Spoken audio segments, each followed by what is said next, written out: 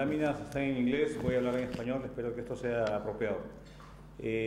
Nuestra economía ciertamente es una economía que destaca en América Latina, como ha sido mencionada. Esto es un análisis histórico que hemos hecho desde la década de los 50 y se ve el buen performance que ha tenido el Perú. De hecho, ha sido el periodo de más alto crecimiento la última década, un crecimiento sostenido por encima de 6% y con la tasa más baja de inflación que hemos tenido históricamente. Esto, si se compara con América Latina, es destacable. Siempre habíamos estado acostumbrados a tener tasas de crecimiento altas por periodos cortos, que venían seguidas por periodos de contracción económica. En esta ocasión, luego de muchos años de esfuerzo y de aprender las lecciones de lo que significa llevar adecuadamente la economía, hemos logrado estos resultados. En este sentido, nuestro país se encuentra dentro de las economías emergentes más dinámicas del mundo, en un marco de estabilidad macroeconómica.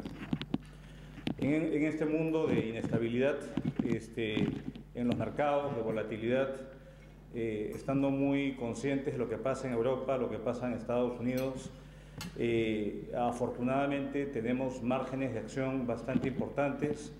Esta es una clasificación que ha hecho el Economist recientemente, donde hace un ranking de los países que tienen mayor capacidad para mitigar shocks externos, bien sea shocks comerciales, caída en los términos de intercambio, como salidas de capital. Y vemos que en el caso de América Latina, Perú conjuntamente con Chile, somos los países que tenemos esta capacidad de poder actuar y poder llevar a cabo políticas contracíclicas. Esto también se puede ver en términos de los fundamentos macroeconómicos que, tal como mencionó el presidente Humala, caracterizan al país. En los gráficos de arriba uno ve la parte monetaria. El Perú ha acumulado reservas internacionales netas de manera importante, que hoy representan más del 30% del producto, y estas se han multiplicado por 7 en la última década. Si uno ve la situación fiscal, también ha sido una situación, bastante favorable. Tenemos un stock de deuda pública con respecto al producto cercana a 20%. Si uno le deduce los activos que tiene el fisco, esto se reduce al 9%. Si uno lo compara un poco con las cifras que vemos en ciertos países industrializados, esto ciertamente nos da un margen de maniobra, y la percepción de riesgo del país se ubica incluso por debajo de los niveles vistos en países industrializados, algunos de Europa. Esta situación era totalmente impensable hace unos años. Que el Perú tenga un nivel de riesgo percibido menor que Francia, menor que Italia, y que España, es algo que no estaba, digamos, en nuestros planes ni en nuestras proyecciones más optimistas. Parte también de esto, en adición a la fortaleza macroeconómica del país, tiene que ver con la solvencia, la liquidez de nuestro sistema financiero.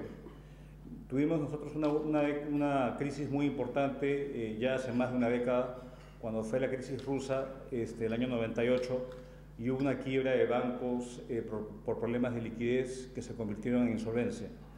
En el caso peruano tenemos estándares de solvencia que rebasan los cánones internacionales. Hemos venido reduciendo los niveles de dolarización que tenemos, que es un rezago, una herencia de la época de hiperinflación que sufrió el país en la década de los 80, y vemos que comparativamente a otros países de la región tenemos un sistema financiero bien regulado y que a su vez muestra bajos niveles de morosidad y altos niveles de rentabilidad. Esto es muy importante porque el sistema financiero hoy en día, como todos sabemos, es el principal canal de transmisión de los efectos indeseados de crisis y de shocks externos que hay en el mundo. La inversión privada es el motor de crecimiento del país. Y acá hemos visto también algo insólito para nuestros estándares, es que ostentamos hoy en día la tasa de inversión más alta en América Latina, tanto inversión doméstica como extranjera. y estamos yendo hacia un nivel en la proyección en los próximos años, hacia un nivel de 30% del producto, lo cual es bastante importante porque esto es el sustento del crecimiento hacia adelante que esperamos mantener por encima del 6% para seguir reduciendo la pobreza, generando empleo y generando los recursos públicos para financiar las políticas de inclusión social que el presidente Humala hizo hincapié. Otra apuesta en adición a la estabilidad macroeconómica, a la estabilidad financiera, ha sido la integración con el resto del mundo. Esto es un tema que el ministro de Comercio Exterior y Turismo va a enfatizar en su presentación, pero somos un país abierto al mundo, somos un país que rechaza el proteccionismo y que cada vez está tratando de profundizar sus lazos comerciales con sus principales socios. No solamente los tradicionales, Europa, Estados Unidos, sino hay un renovado énfasis de estrechar los lazos con el Asia-Pacífico, que consideramos que es la fuente de gravedad de crecimiento futuro hacia adelante. Vemos que a raíz de esta apuesta comercial, de integración comercial, evidentemente ayudado también por precios de las materias primas elevadas, hemos logrado multiplicar por 7 nuestras exportaciones tradicionales, que todavía constituyen una base importante de nuestras exportaciones, más del 60%, pero algo interesante es que hemos logrado también multiplicar por 5 las exportaciones no tradicionales, que son justamente aquellas que el presidente hacía alusión, que tienen valor agregado, que emplean, que son intensivas en mano de obra y son aquellas que han crecido también de manera dinámica. Otro patrón interesante ha sido un cambio en una recomposición de los socios comerciales. Teníamos una muy alta dependencia en Estados Unidos, en la zona europea, y esto ha sido sustituido por una cada vez más creciente participación de los países asiáticos, en particular la China, que hoy en día se constituye el principal socio comercial de nuestro país y cada vez más un importante inversionista extranjero. Todo esto también se ha traducido en mejoras en el empleo. Acá estamos viendo la tasa acumulada de crecimiento en el empleo urbano en los últimos años, es una tasa acumulada de más del 50%, y un patrón interesante que se ha dado especialmente en las ciudades, en Lima, ha sido una reducción en los niveles de subempleo y un incremento en los niveles de empleo adecuado. Esto es muy importante porque el país todavía enfrenta un desafío importante que es el de la informalidad, que aún nos aqueja. Pero vemos que en las grandes ciudades, Lima en particular y otras, ha comenzado a haber este proceso de mejorar la calidad de los empleos en nuestro país. Y es un factor obviamente importante a destacar, pero que aún resta gran trecho por caminar para lograr un país mucho más formal, con mayor productividad y mayores salarios reales. En adición al comercio, el consumo ha sido un motor y continúa siendo un motor de crecimiento del país. Y en esto, de cierta forma, refleja un fenómeno interesante que ha sido la emergencia de una clase media pujante, dinámica, que tras años de crisis y bajo crecimiento se había erosionado. Hoy en día tenemos nuevamente una clase media importante que le da gobernabilidad al país y que cada vez más demanda distintos bienes y servicios que antes adolecido.